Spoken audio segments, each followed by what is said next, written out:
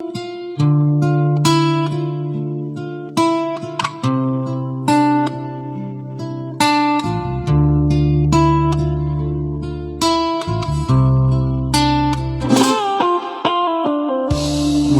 ilawan ng sanlibutan na dapat pagningning upang sila'y magabayan.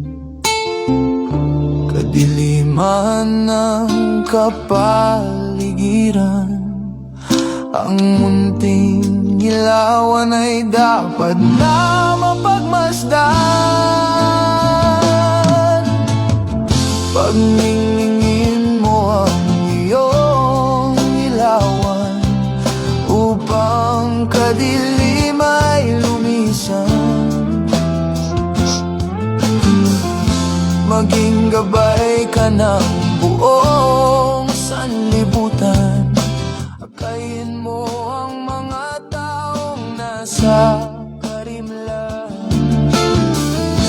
Huwag ka sanang panghinaan at huwag mong hayaan ilawan mo'y maparang munting ilawan sa sanlibutan na dapat mong paningin upang ika'y matanglawan. Kadiliman ng iyong bayan, ang munting inilawan ay dapat na masilayan. Pagningin mo ang iyong Praise God, purihin ang pangalan ng Panginoon. Sa mapagpalang gabi at mapayapa po sa ating lahat ng mga taga-subaybay. At mabiyayang gabi na tayo po ay binigyan ng Diyos ng pagkakataon upang mapaglingkuran ang ating Diyos na nasa langit. Salamat muli sa kalakasan, patuloy na kalakasan, sa pakabuti ng Diyos, sa buhay.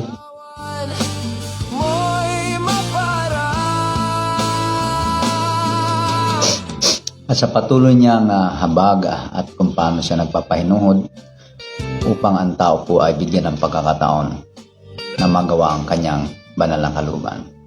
So muli po ay sumasa atin ang live na pagbubulay ng salita ng ating Panginoon. At sa punto pong ito ay lagi po nating sinisikap na maihayag ang katotohanan ng salita ng ating Panginoon. At upang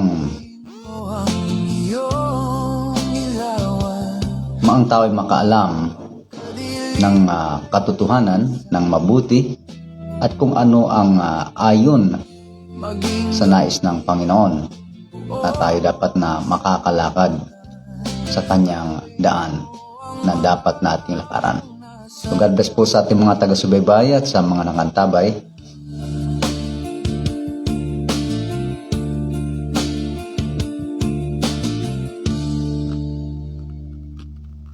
Last Adam.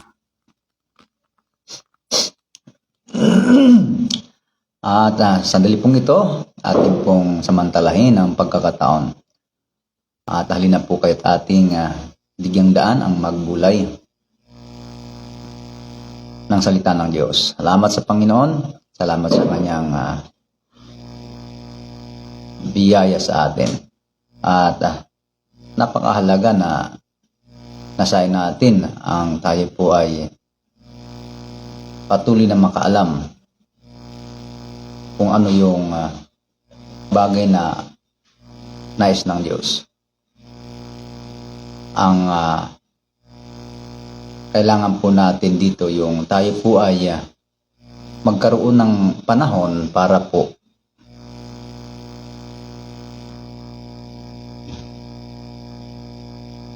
tayo ay makapag-aralan sa isa't isa. So, ito po ang isa sa layunin kung bakit narito po tayo. Umasa po tayo sa Panginoon na atin pong magawa yung nararapat. Dahil alam natin na sa panahong ito, sa kasalukuyan, ay marami pong tao na nagbabasa ng Biblia or nag-aaral ng salita ng Diyos. Subalit, ang malungkot na bagay ay magtataka ka naman kung bakit hindi pa rin nila alam ang katotohanan. Ginagawa pa rin at tuloy na ginagawa ng tao ang mga bagay na labag sa kalooban ng Diyos.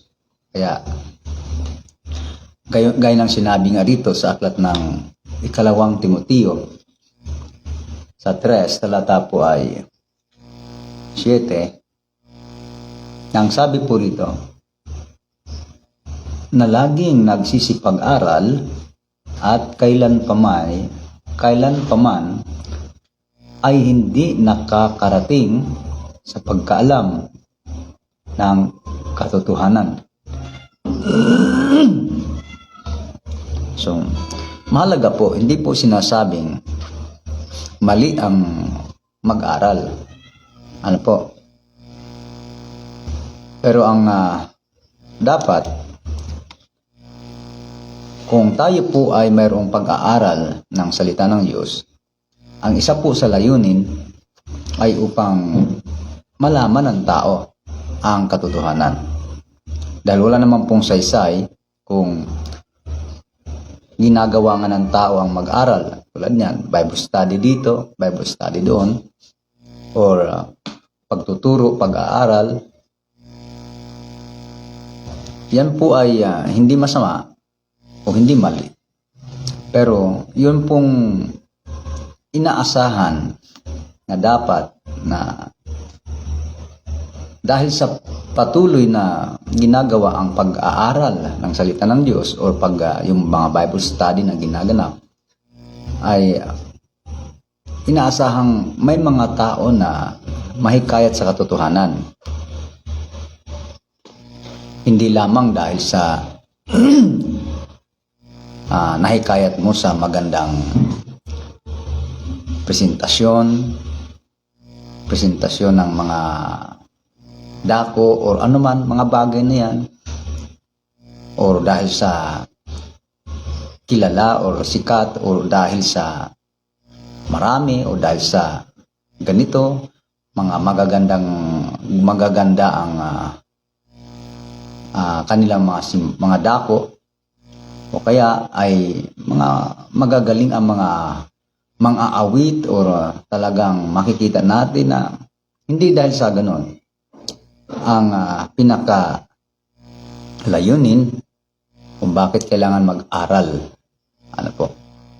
Ang layunin po ay para makaalam ang tao ng katotohanan. So, salamat sa Panginoon. Dahil magtataka ka na umaabot na lang ng ilang taon ang isang mag-aaral ng salita ng Diyos. Pero magtataka ka, hindi pa rin alam ang doktrina. Hindi pa alam kung ano ang aral talaga na naaayon sa Biblia, o ano po yung doktrina na dapat nasampalatayanan. So, hindi dapat na magkaganon. Ano po? Pasensya na po at medyo may singaw yung ating dila. Ano po? Ang ibig ko pong sabihin ay dapat mayroong resulta, mayroong nangyayari na gaya ng sinasabi rito na hindi dapat na hindi nakakarating sa pagkaalam sa katotohanan. Kailangan sa ginagawa na pag-aaral ng salita ng Diyos, kasi ang sabi rito, talatang 7, na laging nagsisipag-aral at kailan paman ay hindi rarating sa pagkaalam ng katotohanan.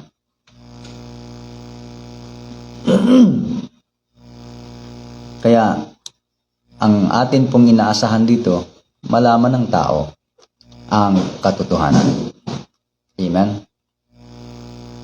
Hindi yung tumagal na ang tao sa pakikinig, pag-attend sa mga Bible study, gawain, fellowship.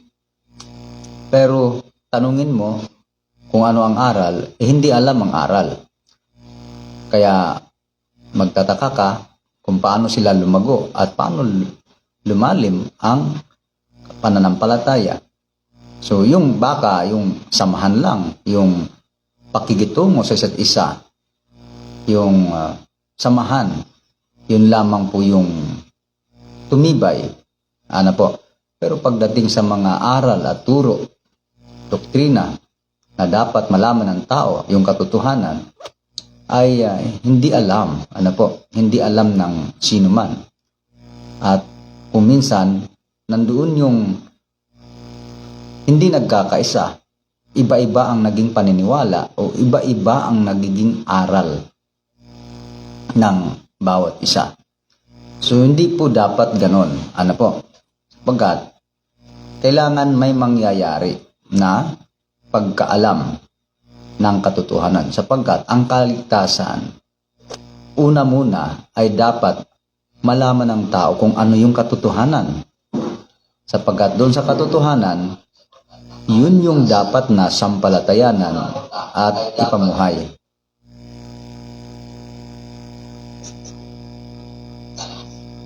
Yun yung dapat na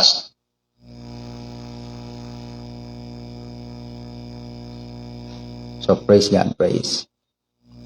Check po natin ating sound, mga kapatid, kung maayos.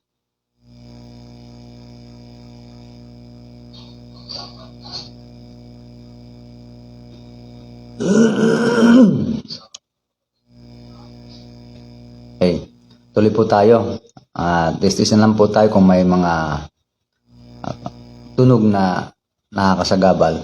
Hindi po natin alam kung saan naman ang gagaling yung mga bagay na yan.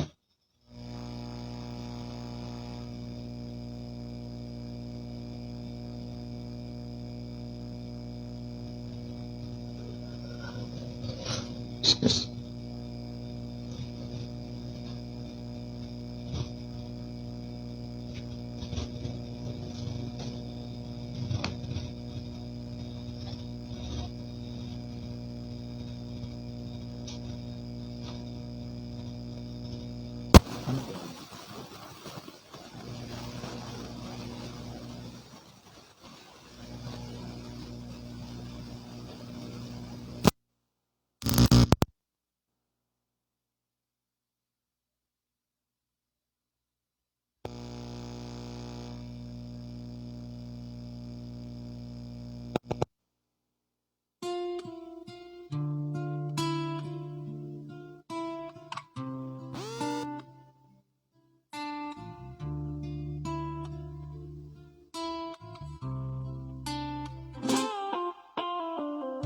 Munting ilawan ng sanlibutan na dapat pagningning.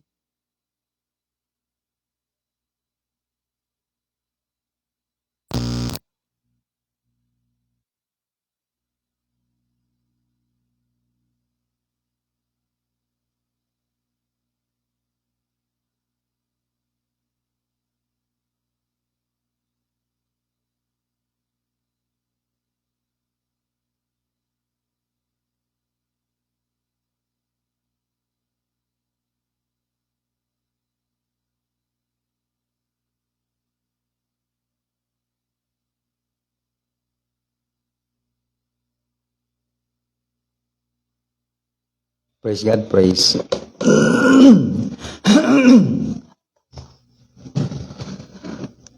Praise Jesus. Thank the Lord. So, pamanhin po mga kapatid.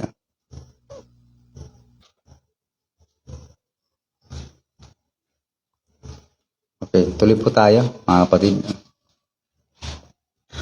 So, yun po ang ating nililinaw po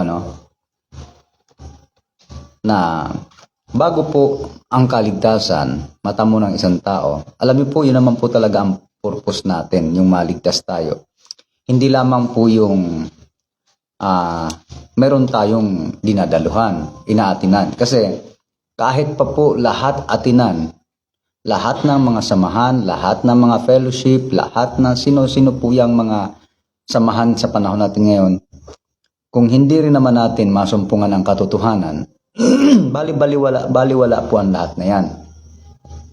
Malinaw po ang sabi sa aklat po ng unang Timoteo sa 2 talata po ay 3. Ganito ang sabi. Pakinggan po natin. Ito'y mabuti at nakalulugod sa paningin ng Diyos na ating tagapagligtas, na siyang may ibig na ang lahat ng mga tao'y mga ligtas at mga kaalam ng katotohanan. Tingnan nyo. Dapat alam ng tao ang katotohanan. Sabi pa nga sa talatang 5, sapagkat may isang Diyos at may isang tagapamagitan sa Diyos at sa mga tao. Ang taong si Kristo Jesus. Katulad niyan, isa sa katotohanan na malaman ng tao na may isang Diyos at may isang tagapamagitan sa Diyos. So may tagapamagitan, dapat ding malaman ng tao na may ibinigay, mayroong itinurong tagapamagitan. Sino yon? Ang sabi rito ay ang taong si Kristo Jesus. Paano yan kung hindi mo alam yan? Baka kung sino-sino lalapitan mo, baka kung kanino-kanino ka mananalangin. Kadahil iniisip mo na pwede kang ilapit sa Diyos doon sa iyong inaasahang dinadalanginan. Kaya nga po, mga minamahal, ang panalangin ay nakatuon lamang sa Ama, kung saan manalangin tayo. Manalangin tayo sa Ama na nasa langit. At itinuro sa atin na si Jesucristo ang siyang tagapamagitan.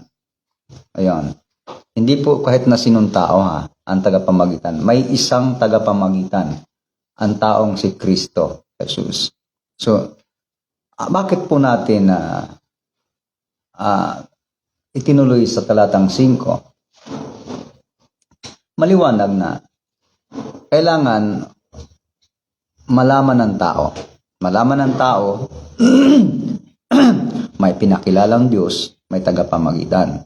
Isa sa halimbawa na kailangan malaman ng tao ang katotohanan na may tagapamagitan po tayo. Isang tagapamagitan ay ang Panginoong Jesucristo. Bakit kailangan alam ng tao yung mga doktrina o yung aral tungkol sa mga bagay na ito? Kapiraso lamang po yan, hindi lamang yan ang nais malaman natin o nais ipaalam sa tao. Dahil para po ang tao po ay mayroong tinatawag na sila ay nangagkakaisa.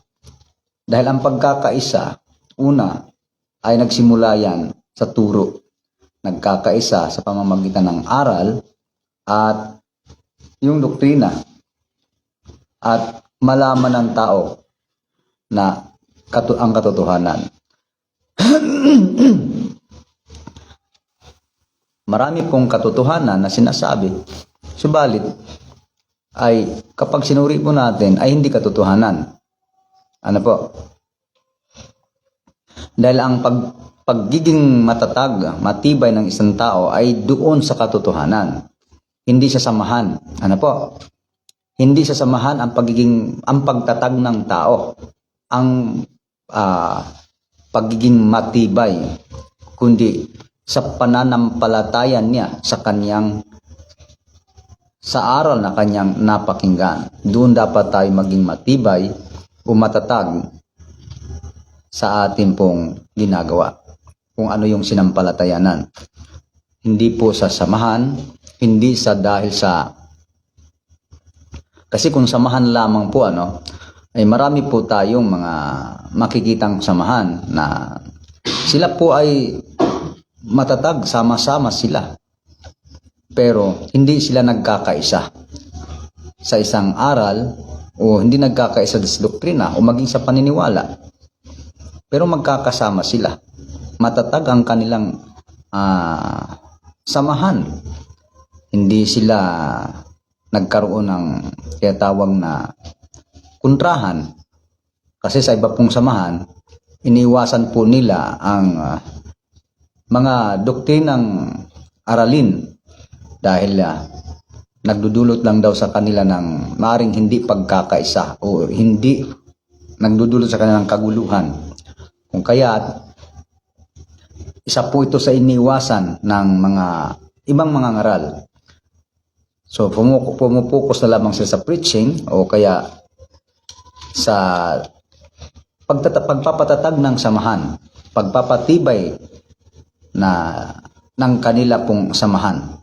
Pero ang uulitin natin, ang pinakamaganda na dapat pinakalayunin ay dahil doon ay isa yun sa aral, isa yun sa iyong alam na aral na nagmumula sa Panginoon o doktrina na yung dapat na kilalanin o tanggapin sapagkat ang katotohanan, sabi nga ron, ang katotohanan ay dapat na maalaman ng tao. Kaya balikan natin yung unang Timoteo na bakit tila pinuna ni Apostol Pablo yung mga laging nagsipag-aral. Bakit pinunan niya?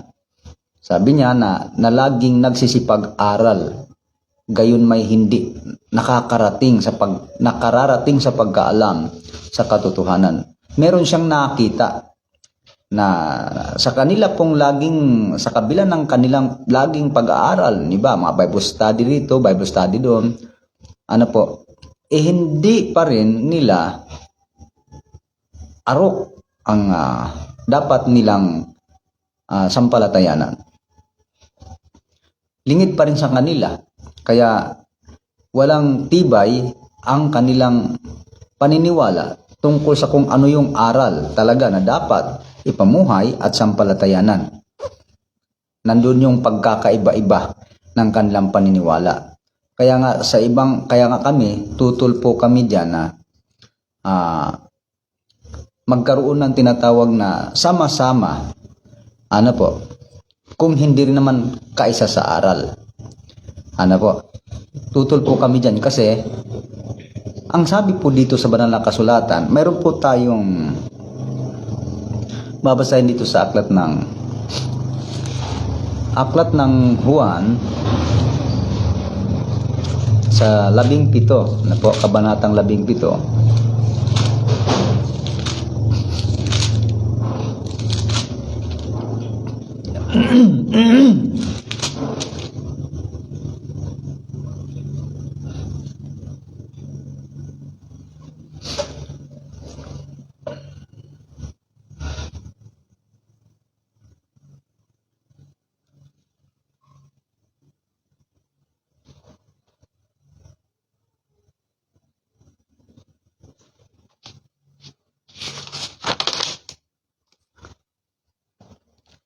Ito natin basahin sa King James. Tagalog, 22.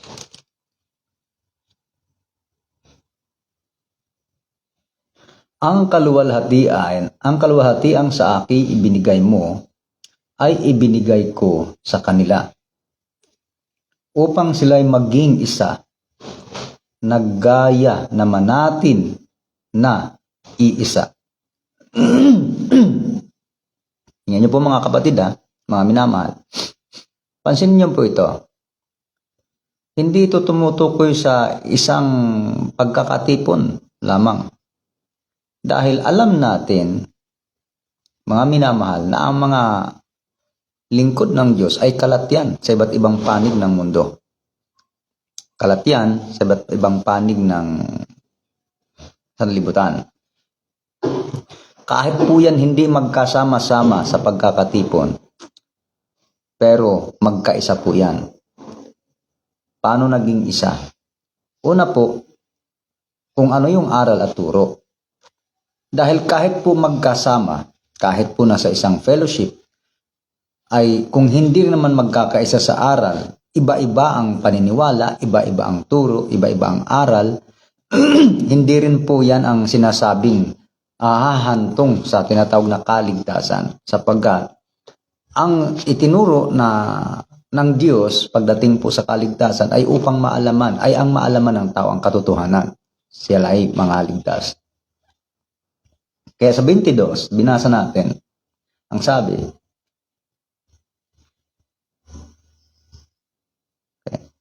at ang kaluwalhatian sa aking ibinigay mo ay ibinigay ko sa kanila upang sila'y maging isa na gaya naman natin na iisa. Yung Panginoon kasi, si Kristo at saka yung Ama, iisa po yun. Ano po? Iisang damdamin o isang kalooban o isa ang layunin. Ano po? Hindi sila magkakontra, hindi magkaiba-iba ang paniniwala gaya ng maraming church na sila po ay iba-iba ang nagiging paniwala at sila'y magkaisa daw. Pero hindi po isa ang paniniwala. Pero ang sabi dito nating Panginoon Kristo, gaya naman natin. Tuloy natin ang pagbasa. Ako'y sa kanila at ikaw ay sa akin, upang sila'y malubos sa pagkakaisa, upang makilala ng sanglibutan na ikaw ang sa akin ay nagsugo at sila'y iyong inibig na gaya ko na iniibig o na inibig mo. Ama, yaong mga ibinigay mo sa akin ay ibig kong kung saan ako naroroon, sila naman ay dumuong kasama ko. Upang makita nila ang kaluwalhatian ko na ibinigay mo sa akin sapagkat ako'y iyong inibig bago natatag ang sanglibutan. Ayan. Sa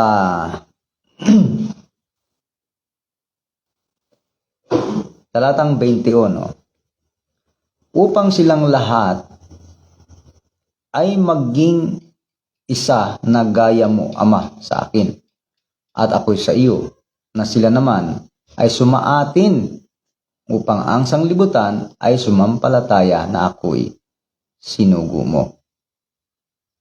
Kaya malinaw, mga kababayan, sa punto pong ito na idinalangin ng Panginoon, ay narito pa po yan sa sanlibutan.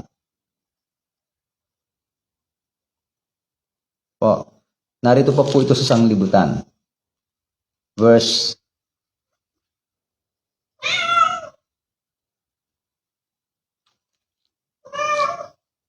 lang po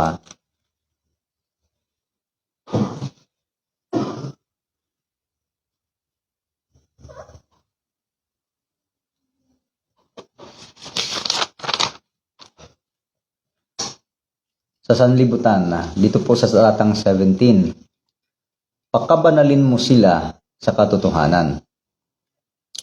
Ang salita mo'y katotohanan. Yan na po talatang 16, 16 at 15. Hindi ko idinadalangin na alisin mo sila sa sanglibutan, kundi ingatan mo sila mula sa masama.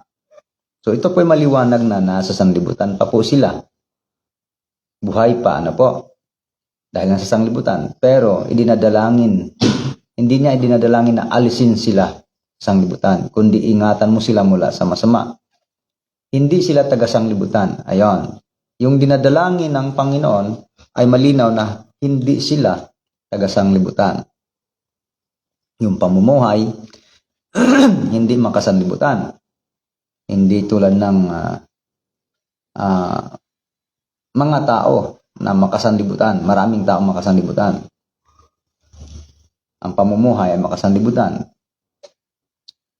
Talatang 17. Pakabanalin mo sila sa katotohanan.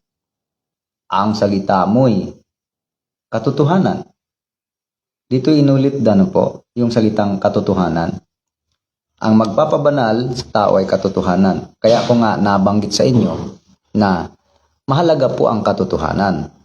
Huwag nating isipin na okay lang kahit hindi mo malaman kung ano yung katotohanan. Ang mahalaga, sama-sama tayo. Ano po? Mahalaga ay tayo ay masaya, matibay ang ating samahan. O kaya hindi na mahalaga na tayo ay magkaalaman ng mga aral, doktrina o turo. Ang mahalaga tayo sama-sama. Hindi po pwede yun dahil mayroong tinatawag na unity, pagkakaisa. Kasi ang ama at ang anak ay magkaisa o iisa. Ganon din tayo. Dapat ay iisa. Gaya ng ama at ng anak. Wala silang kontrahan. Hindi magkaiba ang paniniwala. Sa kanilang samahan. Sa kanilang samahang mag-ama. Kumbaga. Ay sa atin dito ay marami pong ganyan. Sama-sama. Pero magkaiba ang paniniwala. Magkaiba ang kanila pong sinampalatayanan.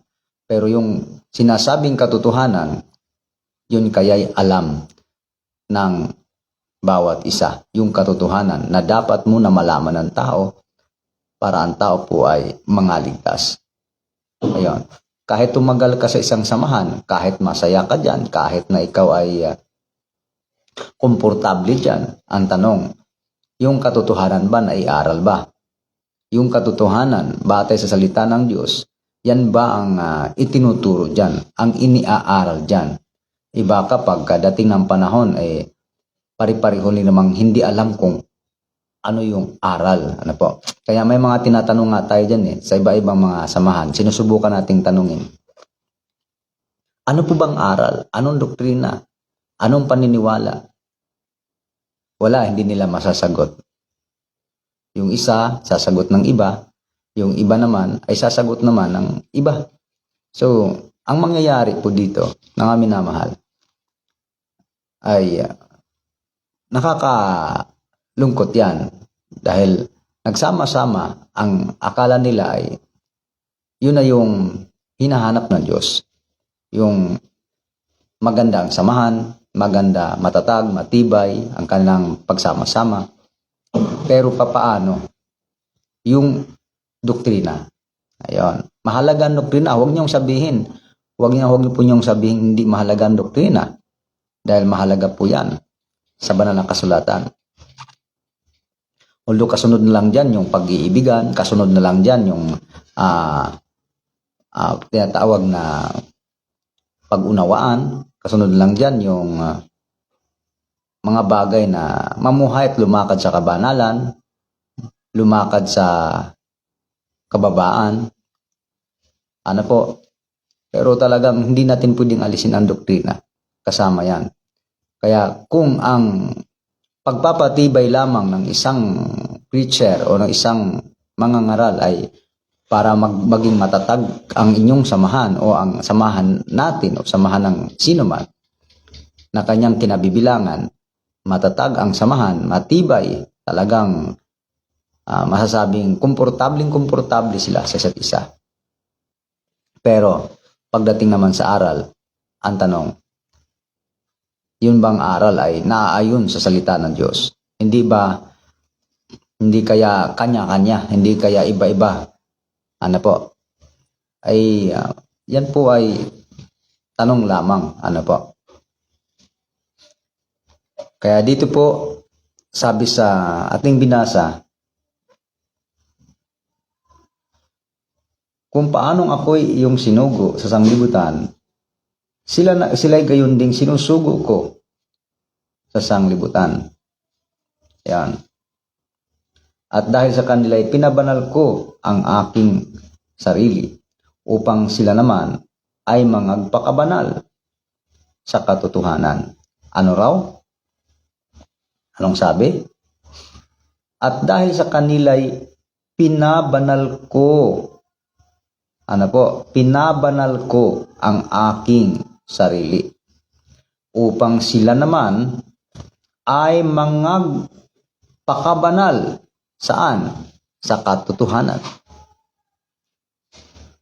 O di ba? Katotohanan din ang magpapabanal.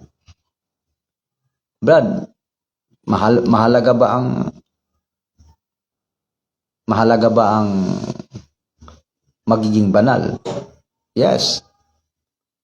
Importante ang magpakabanal. Paano po maging banal ang isang tao? Sinabi po diyan, mga kababayan, mga minamahal, na pakabanalin mo sila sa katotohanan. Ang salita mo ay katotohanan. Yan. At dahil sa kanila ay pinabanal ko ang aking sarili upang sila naman ay mangagpakabanal sa katotohanan. Sa katotohanan po sa katotohanan. Kaya, hindi masamang pumuna na sabihing mali, kung mali naman talaga. Kung katotohanan ang pag-uusapan. Kaysa naman, ayaw mong punahin, natatakot ka kung anong sasabihin ng tao sa iyo, pero hindi ka natatakot o hindi tayo natatakot sa sabihin ng Diyos. Halimbawa, mali ang aral. Ano po? Ayaw mong sabihin, iniiwasan mo. At tila baga ay hinihimok mo pang magpapatuloy kahit na alam mong mali ang aral. Magpapatuloy ka sa maling aral. Aba, mali po yun. Dahil halimbawa, ayaw mong sabihin na, Brad, mali yung doktrina mo, mali yung aral mo. Hindi mo sasabihin yon dahil natatakot ka sabihin ng tao sa iyo dahil ayaw mo ng away, gusto mo maging ano ka, yung tawag doon ay ano ka sa hindi mo kailangan sabihin yung mga bagay na yon dahil may iniiwasan ka isang bagay. Hindi po ibig sabihin kapurihan sa Panginoon yon. Kasi kailangan mo ring ipahayag ang katotohanan. May magagalit man o hindi. May magagalit man o wala. Kailangan. Dahil mahalaga ang katotohanan. Ano po? Kaya nga si Kristo maraming galit Alam niyo po, hindi naman ipapako si Kristo sa krus kung hindi niya sasabihin yung katotohanan. Kaya sinasabi niya yung katotohanan sa mga taong kaharap niya. Sinasabi niya kung ano yung katotohanan. Kung anong buhay nila. Kung sila'y kaaway o sila'y kakampi ng Diyos o kung sila ay namumuhay sa masama o hindi. Sinasabi ng Panginoon yan. Ano po? Hindi ang Panginoon nangingiming sabihin sa kanila kung ang pag-uusap ay katotohanan lamang. Dahil hindi ka naman mailigtas. Ano po? Hindi ka naman mailigtas sa mga bagay na gusto mo lang ay wala kang kaaway. Gusto mo lang ay hindi mo sabihin sa tao na pagmumulan lang ng hindi pagkaunawaan. Sabi nila, huwag niyan ba, pagmumulan lang yan ng hindi pagkakaintindihan, pagkaunawaan. Mas maganda tayo'y magpalakasan na lang. Paano yung nasa mali? Anong gagawin mo doon? Sasabihin mo ba, Ops, umalis kayo dyan. Mali yan. Pumunta kayo sa akin, tama ako. O halimbawa, kung totoo naman talagang mali, hindi mo ba sasabihin? O halimbawa, ito ang paniwala ayon sa Biblia. O yan, mas maganda yon. Paano kung himukin mo na lang sila magpatuloy? Kaya ba nilang sabihin? Yung mga nagsasabing sila'y mas malawak na unawa, may kaunawaan sa Biblia. Anong gagawin mo doon sa mga namumuhay sa kamalian, maling aral at maling turo? Sasabihin mo bang magpapatuloy na lang sila? O himukin mo silang hanapin ang katotohanan? Kaya dapat sa isang samahan, dapat yan ang laging binibigyan din yung pagpapakilala ng katotohanan. Mahalaga po yan mga kababayan. Hindi yung laging nasa isip ay takot kung ano sasabihin ng tao, sasabihin Pero paano naman ang Diyos? Paano ang Panginoon? Hindi ka natatakot sa Panginoon kung anong sasabihin sa'yo ng Panginoon. Hindi mo kaya ihayag ang katotohanan dahil sa ayaw mo ng ganito, ayaw mo yung ganyan.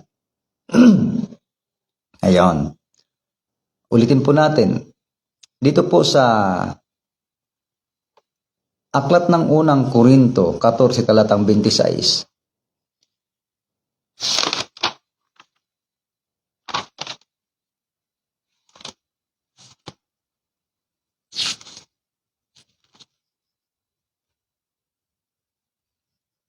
Ganito po ang sabi,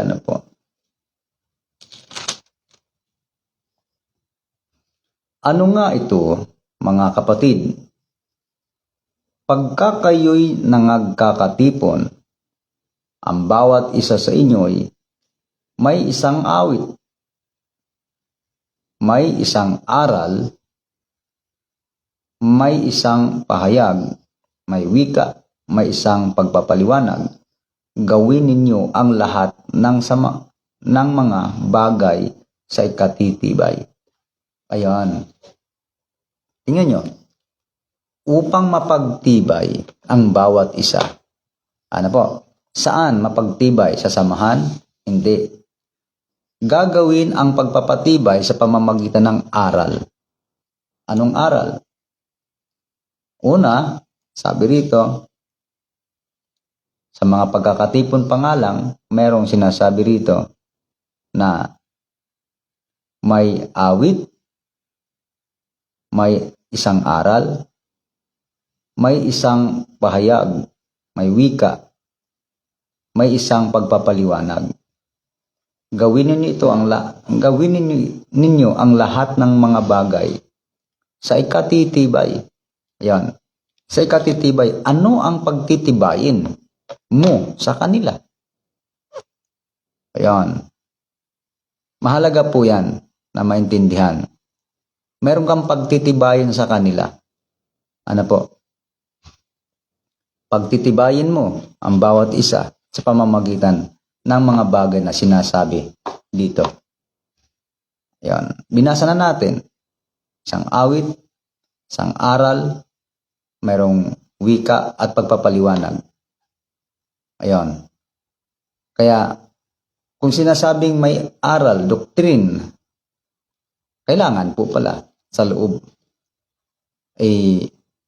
Nakikita natin, sa ibang mga samahan, minsan may nakakausap tayo isang pastor. Isang pastor po yun, Tinanong ko kung ano ba yung aral? Ano ba talaga yung aral ninyo? Sabi niya, full gospel. Full gospel daw sila. Tinanong ko, ano ibig sabihin ng full gospel? Sabi niya ay turo ng mga apostol. Turo ng Biblia. Yan. Full gospel. Kaya pag full gospel, ibig sabihin noon, purong-puro na rin na salita ng Diyos. Walang halo, walang pilipit na turo, wala ding iba na iiba doon sa mga aral. Pero pag sinuri mo, ang daming aral na hindi naman itinuro ni Kristo. Ang daming aral na hindi itinuturo ng mga apostol. Pero kanilang itinuturo sa kanilang samahan. Tapos sasabihin, full gospel. So hindi nila naintindihan ang ibig sabihin ng full gospel. Gospel nino? Siyempre, mula kay Kristo.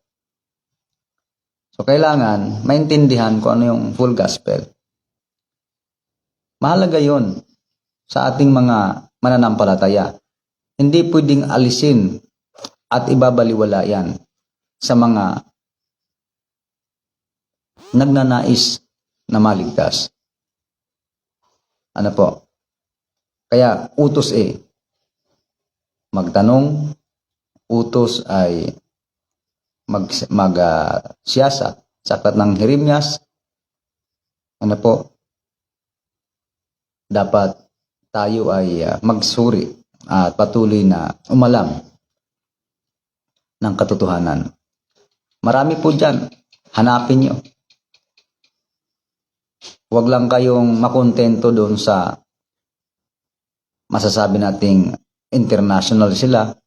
Huwag kayong maakit sa mga ganyan o mga kilala silang samahan o kaya marami tulad ng mga meron tayong kilala yung sinasabing victory.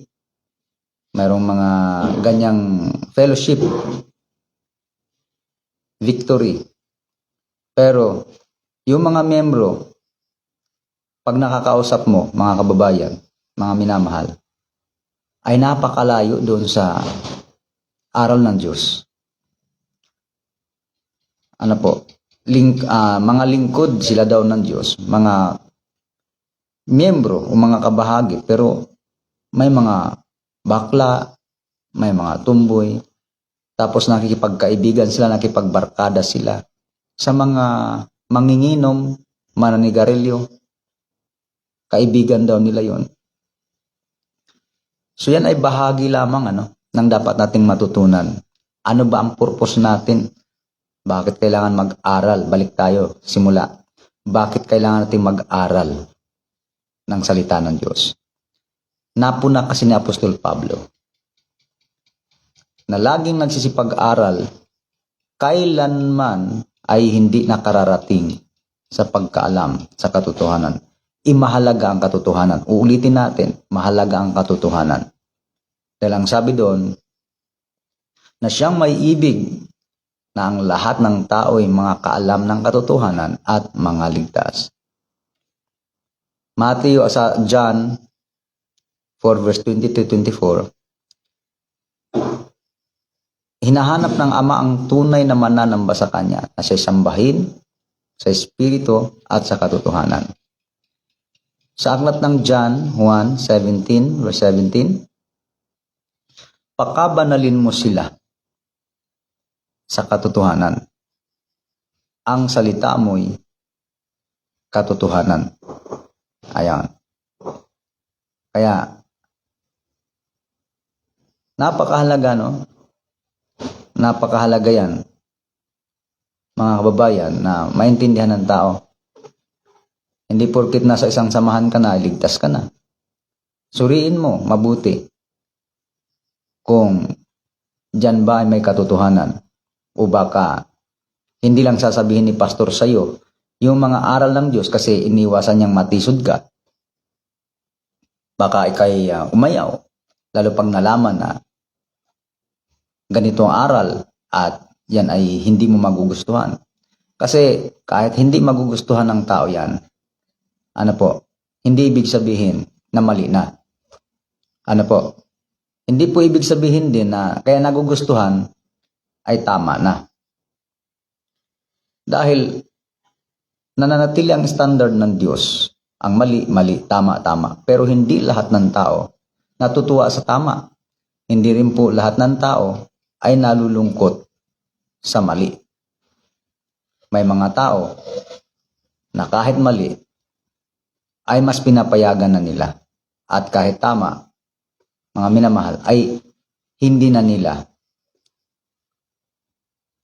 ito pinahalagahan. Alam niyo po ang Diyos, lagi po nating naririnig na ang Diyos natin ay banal. Kaya, dapat talaga ang tao nabubuhay sa pagpapakabanal. Kaya yung sinasabi doon na maging isa nawa sila, gaya mo Ama sa atin, gaya mo Ama sa akin. Hindi ko idinadalangin na alisin mo sila sa sanglibutan. Diba? Yan pong sinasabi dyan na maging isa. Ang tinutukoy dyan ng ating Panginoon ay hindi lang yung magkasama, kundi tinutukoy dyan ng Panginoon, yung nandyan sa iba't ibang panig yan, na sa iba't ibang bansa yan, iba't ibang lahi, na kahit naman hindi mo pa sila nakasama, nakikita o nakakausap, matatawag na kaisa mo yan kung katulad ng Panginoon at ng Ama. Ano po? At pagdating sa aral, isa rin po yan. Kaya hindi ibig din nangangahulugan na kahit magkasama kayo sa fellowship, kasi may mga samahan na okay lang sa kanila, sama-sama, iba-ibang samahan, mayroon silang tinatawag na, ano ba yon, yung nakausap natin, mayroon silang tinatawag na sama-sama naman daw tayo. Pakita natin sa mundo na tayo nagkakaisa, sabi nila. Pakita natin sa mundo na tayo nagkakaisa. Pero hindi talaga totoong magkakaisa sila. Pagdating sa aral, magkaibang paniwala. So, ang sasabihin nila, hindi, huwag na lang pag-usapan ng doktrina, yung aral, para hindi na magkaroon ng tinatawag na pagtalo-talo o ano. Basta magkaisa. Saan magkakaisa? Magkaisa tayo na ito, magsaya tayo na ito, nagpupuri, umaawit sa Panginoon.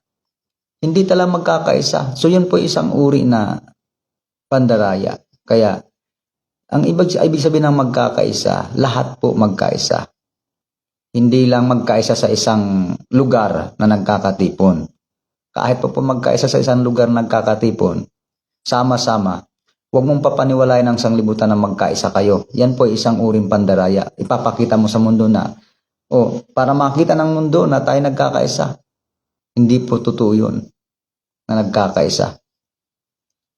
Palabas lamang yun. Pero ang totoo nun, hindi po yung magkaisa pagdating sa aral ng Diyos. Alam niyo po, napakaselan po pagdating sa aral ng Diyos. Dahil yun muna, kahit man yung isang binautismuhan yung isang eunuko nung sinabayan ni Felipe na nagpabautismo. Sabi ni Felipe, sabi ng isang eunuko, ano ang nakahadlang upang ako'y bautismuhan? Narito ang tubig, sabi ng isang eunuko. Sabi naman na Felipe, maaari kung ikaw ay sumampalataya. Alam naman niya na ipinangaral sa kanya si Jesus dahil yung binasa ng eunuko yung sa part ni Isaias na sulat at pinaliwanag nga ni Felipe na yun ay tungkol kay Kristo. Si Jesus ipinangangaral sa kanya. Kaya nung sinabi ng eunuko na anong nakahadlang, sabi ng si Felipe, maaari kung sumampalataya ka. Anong sagot nung siyang eunuko? Sumasampalataya ako na si Jesus ay ang anak ng Diyos. Paano yan? Sa pagbautismo pa lang, mayroon nga talagang mayroon ng tamang pananampalataya. Si Jesus ay ang anak ng Diyos. Paano ngayon? Si Jesus ay tao lamang. Si Jesus, siya yung Ama. Siya yung Holy Spirit. Alam niyo po mga minamahal, iba-ibang pagkakilala kay Jesus Dapat tulad ng paniniwala ni Pedro, ikaw ang Kristo, ang anak ng Diyos na buhay. Hindi siya ang Ama. Kaya, kung mga apostol pa lang, ang pagkakilala na kay Kristo, siya yung anak ng Diyos na buhay, huwag mo namang ipangaral na si Kristo ang amang nagkatawang tao. Kaya yung sinasabi na magkaisa, mga minamahal, dapat talagang totoong iisa. Ano po? Kaya sa ating binanggit dito, kung bakit kailangan malaman ang taong katotohanan, yun ang importante, malaman. Hindi yung umabot ka na ng 10 taon pero hindi pa rin nakarating sa pagkaalam sa katotohanan. Hindi mo alam ang doktrina ng iyong church, hindi mo alam ang aral. Ako po pagka tinanong, hindi alam na, hindi pala ito aral ng Panginoon, pero komportable na siya, kasama siya, hindi na siya nagtatanong, masaya na siya. Okay, ito, tuloy ang saya. Mga minamahal, tandaan po natin, kahit anong gawin tayong pagpapakasaya, kung hindi tama, kung hindi rin totoo ang iyong pinaniwalaan na aral, ay sayang lang din naman ang pagod. Mas maganda, nagpakapagod ka lang rin naman sa isang samahan na yan, ay kailangan mo ng maging totoo at tapat na rin sa lahat ng mga salita at aral ng Panginoon. Yun ang mahalaga. Gawin mo. Kahit na sabihin, kahit na ikay napapagod na dyan, okay lang yan. Basta nasa totoo kayo. Ano po? Kahit na ikaw ay gumastos dyan, basta nasa totoo lang kayo. Walang problema dyan. Kasi ang pagpapala naman ng Diyos nariyan naman lagi sa mga nag-iibig gumanap ng kanyang banal na kalooban. Kasi ang Diyos, iniibig niya ang sinuman na nag-iibig din naman na sumunod sa kanyang banal na kalooban. Kaya mga minamahal, hindi nasasayang ang pagod. Hindi nasasayang ang ating sakripisyo kung nasa katotohanan. Yun lang naman po ang ating nais iparating Hindi nasasayang lahat. Hindi yung samahan lang ang pinatitibay natin. Hindi lang yun. Yung pagsama-sama, kailangan gito, ay nandoon yung patian kayong, masyado kayong gito, malapit sa talagang Okay lang naman din po yun, di natin sabing masama yun. Pero importante din magkaisa sa totoong aral ng ating Panginoon. God bless po sa ating lahat ng mga taga-subaybay. Isa lang po ito sa mga aralin na dapat nating matutunan at yan po ang dapat natin na linawin sa ating pong mga kapwa mananampalataya. So God bless po sa inyong lahat. Ingatan at pagpalain or ingatan at patuloy kayong gabayan ng Panginoon sa lahat ng inyong buhay kung paanong nais ng Diyos kayo ay makaalam ng katotohanan, nasa inyo rin malaman niyo ang katotohanan upang sa gayon, sabi nga doon, pakabanalin kayo sa katotohanan. Mahalaga yon sa ating mga buhay upang tayo maging banal kung sa pamamagitan ng katotohanan, doon tayo lumalakad. God bless po sa ating lahat ng mga taga-subaybay at naway pinagpala kayo sa salitang inyong napakinggan dito po sa ating live na ginaganap na pagbubulay ng salita ng Diyos. God bless everyone.